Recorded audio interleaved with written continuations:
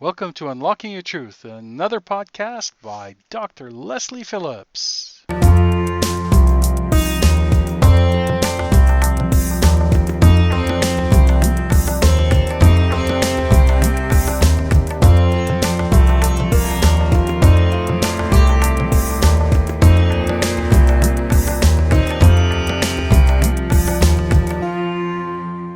Everybody, welcome to Unlocking Your Truth with Dr. Lesley.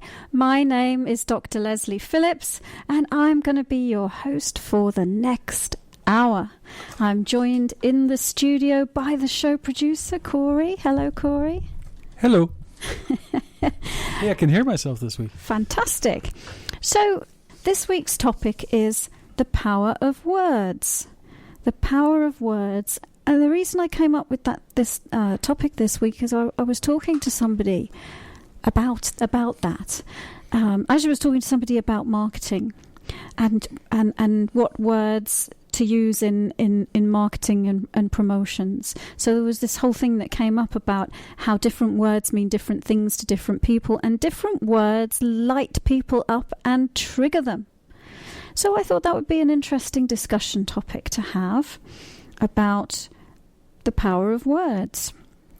And of course, words, what your words are, you communicate through words, you communicate through language, and it's actually a vehicle of manifestation, because it's a way in which you're expressing your thoughts and your intentions through your words.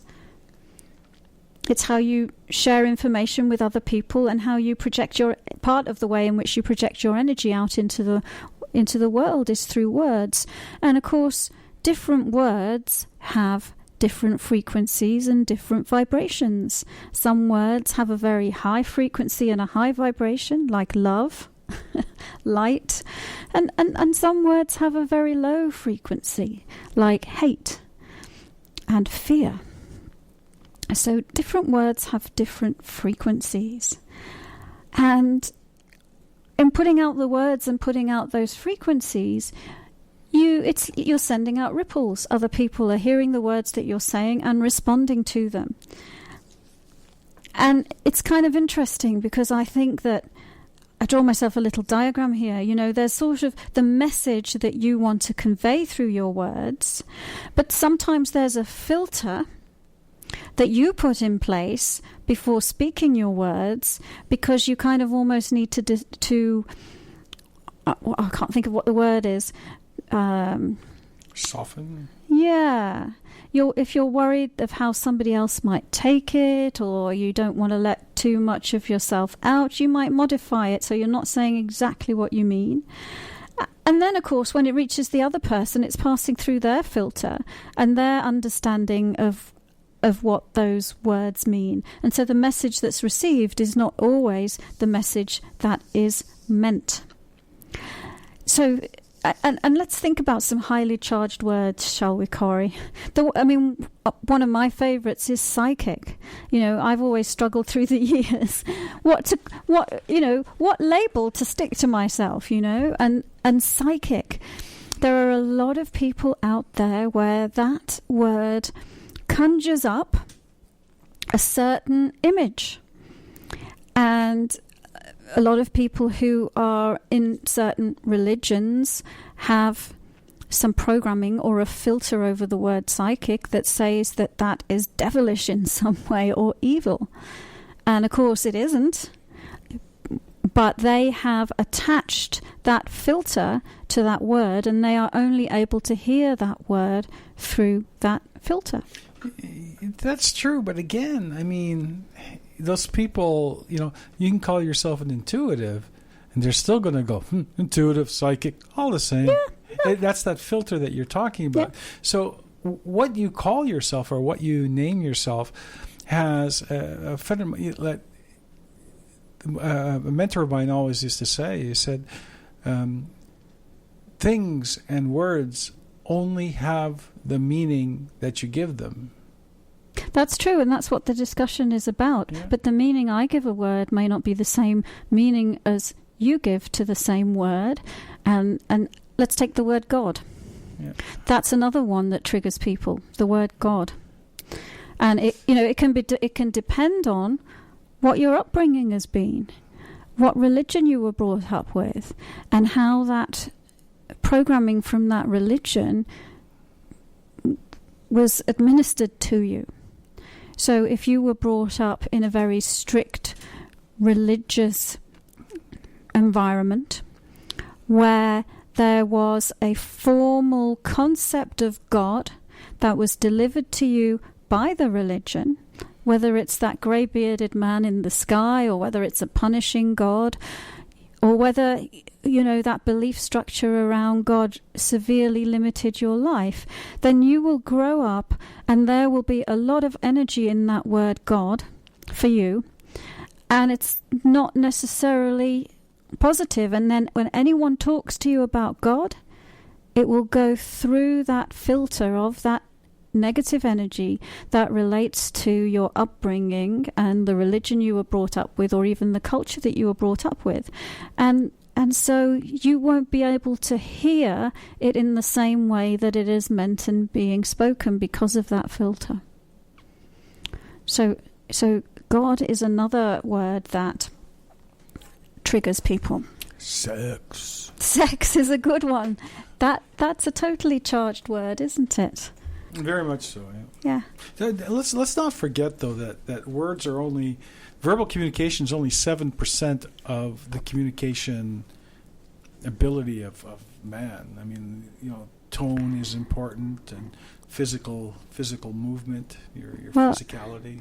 And you're exactly right about that, because of course I am.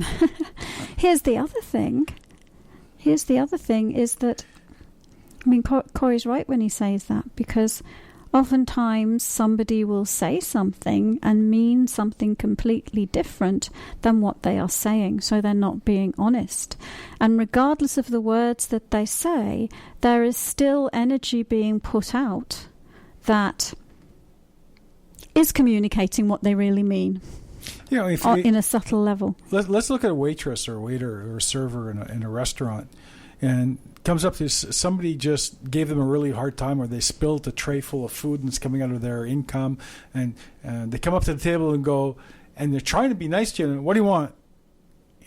Yet they didn't mean it nastily in any way, shape, or form. They asked you a very nice question: what do you want? What would you like? Or what would you like? It's just the tone and their energy and their body language says something completely But different. you could even say it in a very nice tone, what do you want, and still be putting out exactly contrary energy to depends that. Depends on how I translate that. Yeah. So there's a couple of things coming up for me here. One is honesty. Ultimately, in an enlightened society, we would all be honest. We couldn't be anything other than honest, because we would all be tuned in to those subtle signals, and it would make no point in hiding or pretending. But until then, how do you deal with a word that is a trigger for you? I remember years ago, obviously, we've all been on a spiritual journey our whole lives, but I started training at a particular place about 15 years ago. And when I first, it was a church. It was a spiritual church. And when I first went there, the word God had a charge for me. It meant certain things. Maybe it's a cult. Maybe it's religious indoctrination, which it wasn't any of those things. But I learned a technique which I'll share with everybody, how to de-energize words. How to de-energize words. So that if there's a word that is a particular trigger for you, this is what you can do. So you can visualize that word and basically explode it. Disintegrate it over and over again. And as you disintegrate the word, what you're doing is you're letting go of the charge. You're letting go of the energy filter that is over that word. And you're neutralizing the word for yourself. You do it over and over again until you sense that there's no trigger in the word. Looks like Corey's doing it now. What word are you choosing? I'm actually holding back from saying something. No, I was just going to say, those of you who do believe in God, don't do God with that process. Well, I did. Well, but no, you can still deprogram and no, I'm you're saying not. for those of you who do believe in God, don't do that. Yeah. Well, if you may show up. Well, but if you do believe in God and do that, what you'll do is you'll create a closer relationship with God, because even if you believe in God, you can have filters which blind you to your direct connection with God. Yeah, exactly. One of the things living in Vancouver, speak about words, one of the things living in Vancouver I find interesting is when you're talking to somebody and you ask them a question and go, yes, no. They go yes and no in the same answer. That always gets me. Does God exist? Yeah, yes, no. Really? I've never... You've never heard people say yes, no? I think that's when they're uncertain, isn't it? No. That's so what do they mean when they say yes, no to that? They're answering a question, but it's just a colloquial saying here in Vancouver. Yes, no. Oh, I'll have listen to. for it. I will. Yeah, listen for it. They do it.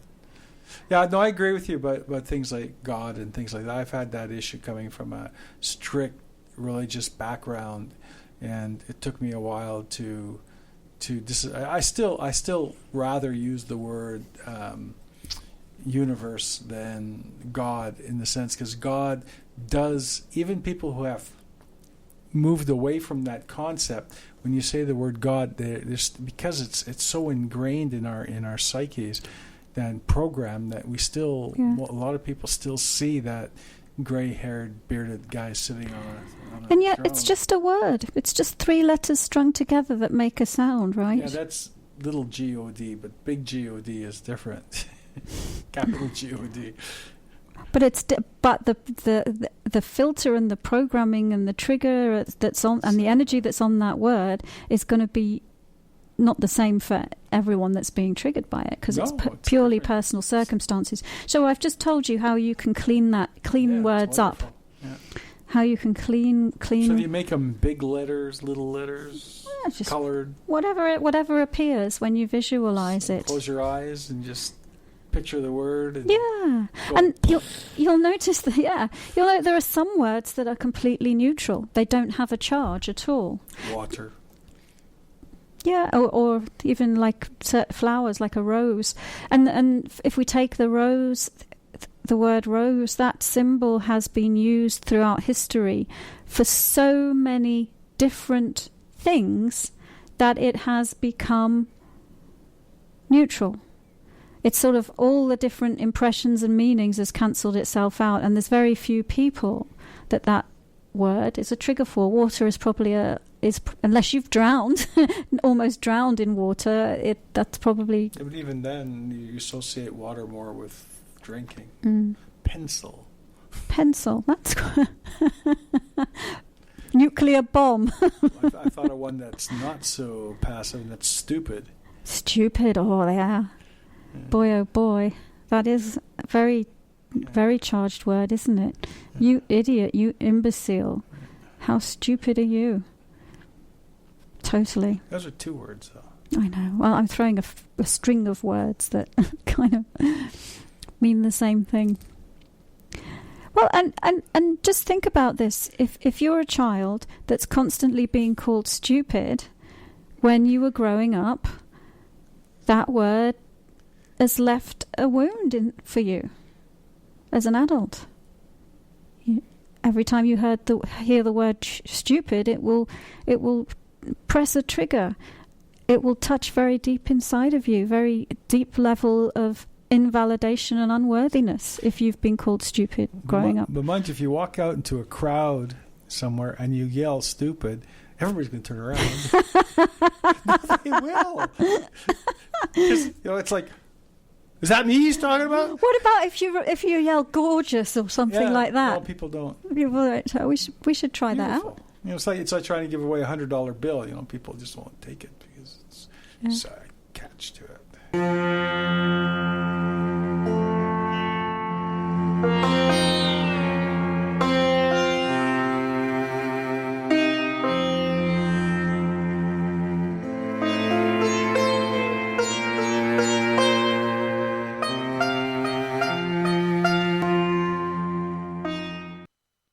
listeners. Welcome back to Unlocking Your Truth with Dr. Lesley. I'm Dr. Lesley, and I will be your host for the next hour. Well, actually, a bit less than that now, 35 minutes. So we're now on to the part of the show where we do questions. You can call up with a question if you want to. The number's 604-504-7441, extension 4142. And we get questions about all sorts of things, don't we, Corey? Whether it's a relationship, whether it's finances, whether it's health. You know, last week we talked a little bit about life purpose, and we get a lot of questions about life purpose. That's actually probably the most common question we get is, why am I here? You know, what am I going to do with my time on this planet? And it's either from a spiritual perspective, what's my life purpose, or from a career perspective, what am I here to do? Yeah. You talk about words. So let's look at that in when people send you a question or ask you a question. A lot of people want to know, when will I? What will it look like? Can I have? As opposed to, how can I achieve this thing? Yeah. How can I find my love? How can I find the money that I want to? How can I do this? As opposed to, will I have money in my life? Will I become abundant? That's true. And actually, I don't have the information with me, but I did a little, let's call it a little thing where you could take any text, and there was a little program on the internet, and it would search for the most common words that were used. And I have a database of over 700 questions that people have emailed me, which is how I know the most common question is, what's my life purpose?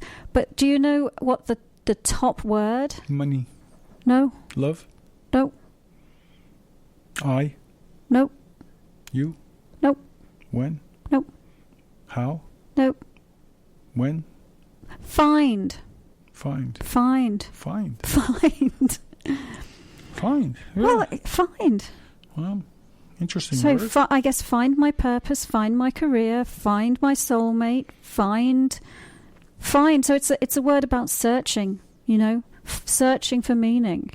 Find. Must be a nice deep meaning behind that one. Yeah. Well, yeah, everyone's searching for something. Yeah, we're all looking. They're looking to find Grass their is answers.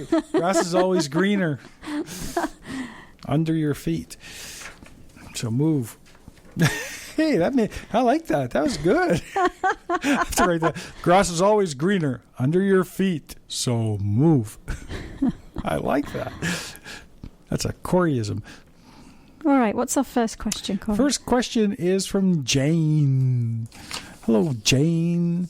Jane asks, "Hi, Lesley. How do I release past hurts so that I may be able to trust and find love again?" Well, this is a nice how question. She asks you how does she get past her hurt, and how does she, in order to trust again so she can love again? Okay. Well, I'm going to answer that question in two parts. Corey already knows one of the things that workplaces I'm going to go with this. Get online and join a dating service? No.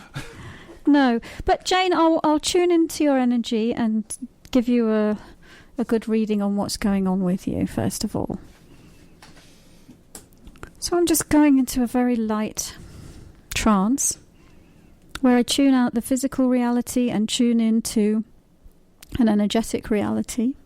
And that way I can really look at Jane's energy and... Well, you know what? That's kind of an interesting question, Jane, because I'm actually not seeing that you are holding on to a lot, funnily enough. It looks like one of the things that you're doing... There's two things going on with you right now. One is, let's call it seeking happiness and fulfillment and joy. And you're actually managing to keep your vibration mostly at at a vibration of joy. And then there's another vibration, which is a combination of anger and determination. So it's sort of like anger at what has transpired and what has happened in the past, and determination to move through it, and determination to get back on track with your life and get over it. And I'm actually seeing that the anger is helping you. You know, some people use anger in an unhelpful way. So if you're feeling angry and you throw that anger out at somebody else, even if it's got nothing to do with them, you know, you're feeling angry and just the next person you see, you take it out on them. That's a destructive form of anger. But you can also use anger in a constructive way if you keep it in your space, because what it does is it creates movement. Imagine a volcano going off inside your energy field, and what that volcano does is it throws out all the rocks of the past and the hurts. It helps you get moving. Sometimes when there's been a breakup, you'll go through different emotions. One of them might be fear of being alone. When you're afraid, you're stuck. The next level up from fear is anger. But at least when you're angry, you are not stuck. When you are angry, you are moving through it. So I would just like to validate, Jane, you actually are moving through it and you are not stuck. And whether you realize it or not, you already are shifting and moving those past hurts just naturally through the way that you're running your emotions and running your anger. So to me, you look pretty healthy. But I'll give you another tip, and that is called grounding. Grounding is a great meditation technique that can help you release things and move through your growth cycles more rapidly. And basically what you do to ground is you create a flow of energy from near the base of your spine all the way to the center of the earth. And you use it like a kind of metaphysical garbage chute. So if there's stuff that you want to let go of, past hurts that you're holding on to mentally or emotionally or even physically, you simply send them down your grounding cord to the center of the earth. And when you send them down your grounding cord, you are releasing them from your energy field so that you will no longer be carrying them around, and you're sending them to the center of the planet, which is kind of like a giant metaphysical recycling plant. So it will take that energy and it will reformulate it, and so that it can be used in a more positive fashion. So you can consciously work on this by grounding and releasing it down your grounding. But I would just say you're doing great, girl. You're actually moving through it on your own, even though it might not feel like it. So, Corey, don't fall asleep. We need another question. Asleep. Sir, you sit there and meditate. You talk about meditation. I'm sitting with my eyes closed, and you're accusing me of falling asleep. I was going to say to our writer that and being grounded is exactly that. But be present, be there, be there right now, just now. Don't worry about the future. Don't worry about the past. Just be there, minute to minute, to minute to minute, to minute to minute. Yeah. Breath to breath, breath to breath. That's good advice. Yeah. I find that in going through a traumatic breakup, where going into the past is very painful and going into the future is very scary, it can really help you to do what Corey said, which is be just really in the present moment. And the grounding will help you to brings you into the present moment, but you can focus your attention in the now and you will find that soothing. What's our next question? Next question is, why can't we call this the Dr. Corey Show? Oh, no, I'm sorry. I misread that. Carol writes, my husband Chris and I are separated after 25 years of marriage. Oh, sorry to hear that. It's very painful for both of us. I have much guilt. Can you please offer some insight as to why our marriage has been so difficult for us? Ooh, she's going through a lot of pain, Dr. Lesley. Yeah. So is he, it sounds like. Yeah. Okay, let's take a look at that. So I'm going into my altered state again. So the first thing I see is that, when two bulls are in a fight and they lock horns, you're kind of, looks like you've locked horns, and metaphysically speaking or metaphorically speaking. So for those of you who know what a chakra is, there's an energy center near your solar plexus. It's called your third chakra. And it's often a place when people get into an argument or a fight with somebody else and they want to control the other person, then that's where energetically the battle is taking place, the competition is taking place.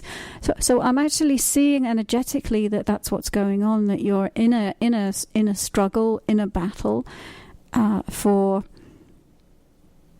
each trying to control the other, and at the same time keeping each other at a distance, at enough distance that it prevents you from communicating in a helpful manner or sorting things out. So, and I'm seeing that you're in an enormous amount of resistance to each other as well. And if there's one thing that's for sure, is whatever you resist persists. So the longer you resist each other, the longer the problem is going to go on. And so if one of you stops resisting the other, then there's nothing for, even if that person it hasn't stopped doing it, there's nothing for that energy to stick onto. So it will change the situation. So that's the first thing that I'm seeing. And obviously it looks like, well, interestingly enough, that you said it's very painful and you're feeling very guilty. I'm also seeing right now that you're feeling quite angry as well. And I'm seeing that he's feeling devalued, invalidated, hurt, not good enough, not accepted, not acceptable.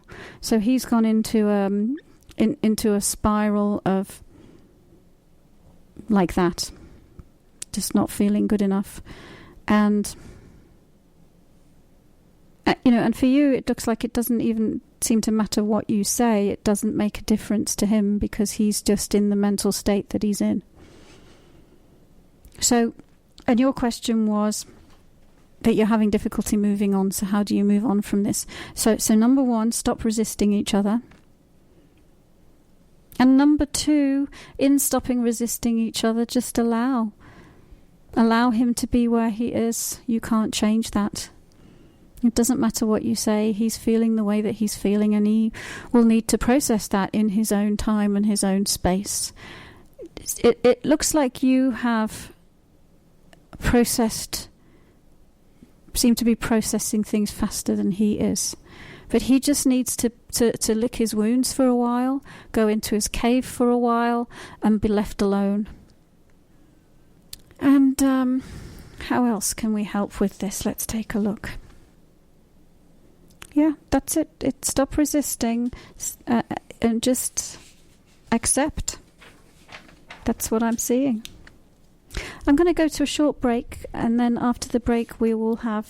Just a quick note on that one. Sure. If you ever really want to find out how you feel about somebody that you've been in a relationship with, just think of them as just dying, just dead. Just having just passed on, and it'll show you what your true feeling about that person is. I think when you put them in that position, because the heart knows what the heart loves. That's an interesting one. Try that. No, not now. That's an interesting one. I found that works really well.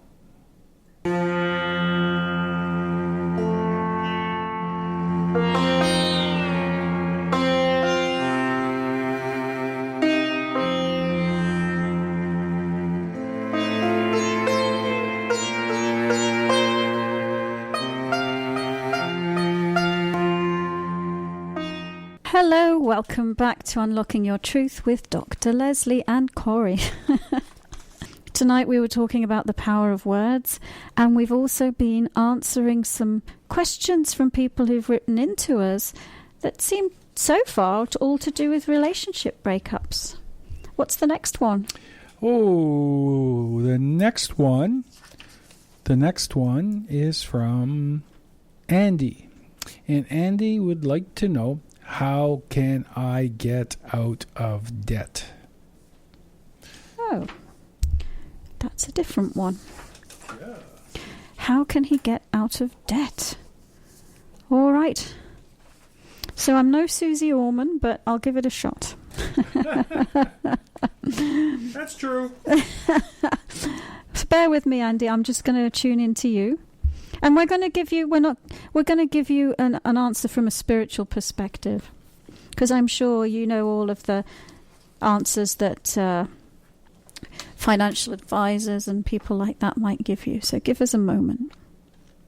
So taking a look at Andy, and how can Andy get out of debt? Well, it's kind of interesting.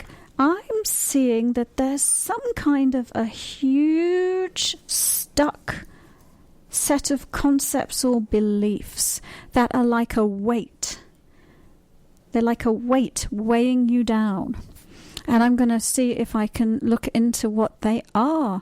And then the way to get out of debt would be to remove those beliefs from your belief system. So let's take a look, Andy, at what's going on here. Well, feeling that you are weighed down by responsibilities for others, responsibilities for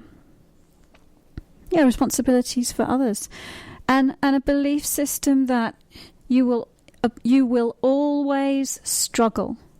Life is a struggle, and you will always struggle.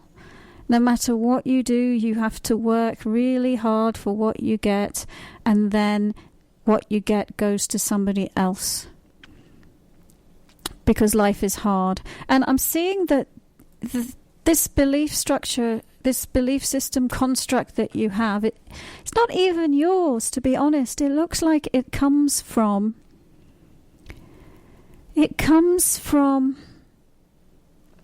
your parents and your grandparents and generations in your family that have all had the same belief system and passed that programming on to their children.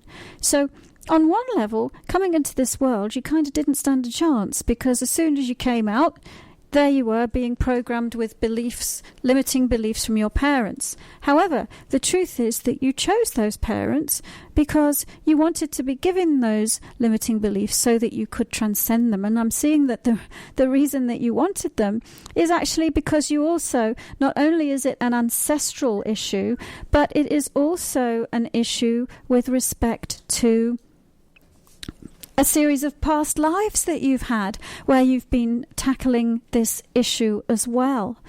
So let me just look into this a bit more. So it's the belief system and letting go of the belief system. Because you create your reality through your beliefs. So long as you believe life is tough and hard and all of that, it will be. That's really the answer. And if you want to know, well, how do I get rid of beliefs? How do I deprogram beliefs? There's different ways of doing it. And you can certainly write to me about helping you with that. But even if you don't, you can at least start with that grounding technique that we talked about earlier on the show. And of course, the first step is awareness. You might not even be aware of some of these beliefs. So where I would start is just think about your mum, think about your dad, think about your grandparents, and really look at what did they believe about money? What did they believe about abundance? And then look inside yourself and say, have I taken on that belief from that person? And is that really my belief? And do I really believe it? And you might surprise yourself that you've kind of been layered up with other people's concepts about money that are not your own. And you've been wearing them like a blanket around you and operating your life through that blanket of beliefs. So take off that blanket. Get rid of that thing that's weighing you down. And let's see if there's anything else there. I think that's probably the main thing. So do we have another question? We do? You have a question from Lynn. Yeah. And Lynn wants to know, is there a difference between twin flames and soulmates? Okie dokie. Okie dokie. I don't think she means the hockey team either, the Twin Flames. Oh, I don't know anything about hockey anyway. I wouldn't have even gone there. Is there a hockey team called that? Is there? Oh. So I'll give you my 10 cents worth on this. This is what a soulmate is. A soulmate is a person that is very strongly connected to you on a spiritual level, that you tend to incarnate with over multiple lifetimes. So we tend, when we incarnate, come into different bodies, we tend to do it with our friends, with people that we're already connected with. So, and that, well, actually, hang on, let me change that a little bit. So a soul group is people that you incarnate with over and over again, that are very closely connected with you. A soul mate is somebody who, another body personality who emanates from the same soul that you do. So you can think, okay, well, I have past lives and a future lives. Every past life that you have is a soulmate. Every future life that you have is a soulmate. And you can have parallel lives. So it is possible to meet another body personality, another temporal self that comes from the same soul as you, because it's possible to have that person be alive on the planet at the same time. That is a soul mate. Okay, so a soul group is a group of people that you incarnate with on a regular basis. A soul mate is somebody who comes from the exact same soul that you do. Now, we have a tendency to think in our culture that, oh, my soulmate is my ultimate love of my life that I'm meant to be with and I'm meant to spend the rest of my life with. And the way I see it is a soulmate is another aspect of you that is focused, just like you are, on expansion and growth. And so if you come into contact with one of your soulmates, that's like the soul saying, yippee! A maximal opportunity for maximal growth here. You know, let's play these two parts of myself off against each other for a bit. So a soulmate can be one of the most challenging relationships that you will ever have, precisely because it's the same soul that those two personalities are coming from, and what they're aiming for is growth and expansion. So on a soul level, that person is, by challenging you and triggering you, is doing you and themselves enormous favors. But by no means is a soulmate hearts and flowers and wonderful things, you know, this perfect ideal that people have placed upon it. So that's a soulmate. Now, a twin flame, what is a twin flame? There's this concept in the spiritual community that says something like this. that when God created souls, then he split them in half, and he made one half a female and one half a male and sent them off into the world, and they need to find each other to reunite. I'm afraid I think that's a load of bull hockey. I don't agree with that concept at all. It's not the truth as I see it. We all have male and female energy within us. There's not a lost part of you that you're searching for, that if you reunite with, you will suddenly feel wonderful. The part of you that you're looking to reunite with is your soul, is your higher self, and is God. It's not some other human being wandering around. So that's the difference. I've explained what a soulmate is, and a twin flame is an erroneous concept that's out there in the spiritual community, that somehow your soul has been split in half and turned into a male person and a female person that are wandering the planet looking for each other, and it's not a real thing. Alrighty, what's next?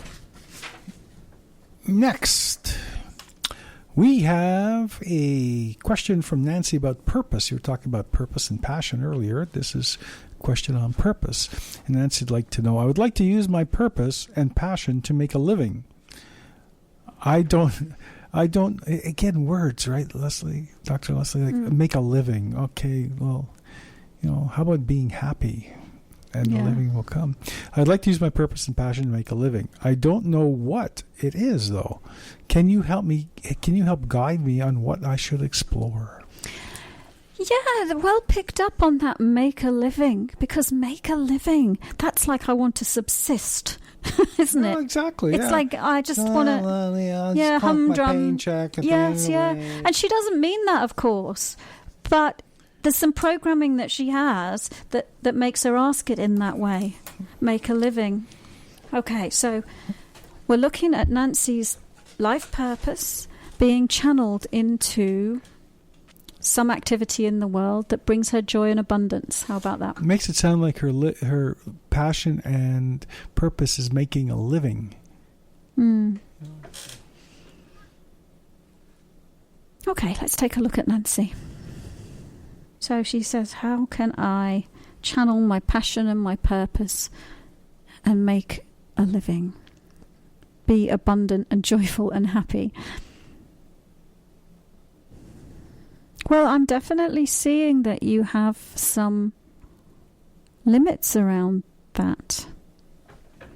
I'm definitely seeing that there's a lot of limits that mean that you don't give yourself permission to have what you love and to revel in your passion and enthusiasm.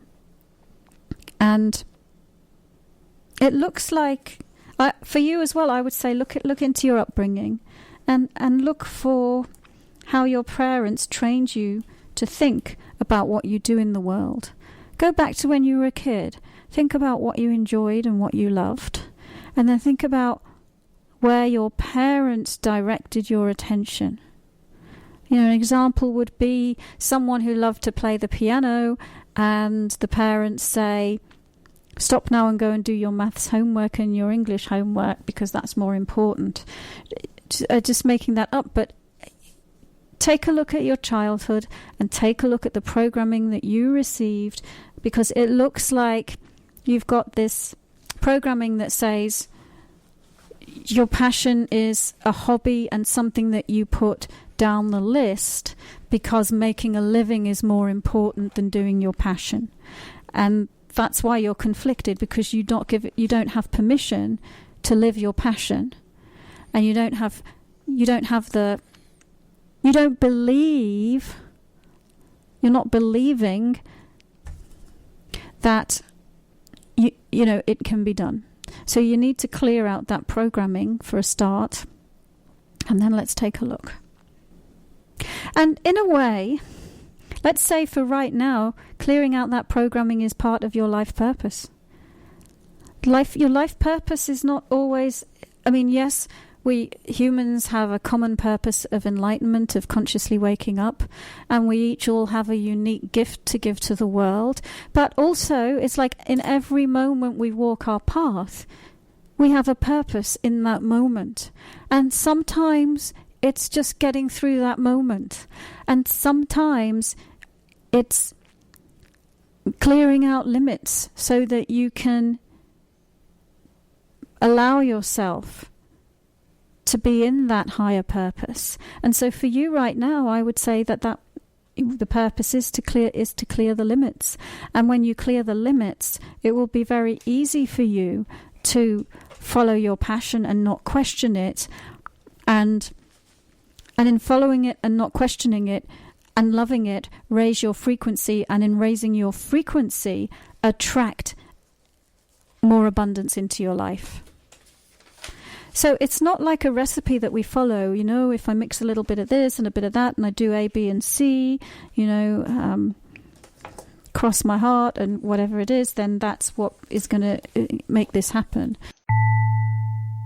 Thank you for joining us. You've been listening to another Unlocking Your Truth podcast by Dr. Lesley Phillips. For more information, go to our website at drlesleyphillips.com. That's drlesleyphillips.com, where you can ask questions or send her an email, and there's many free gifts on there for you as well. Come back again.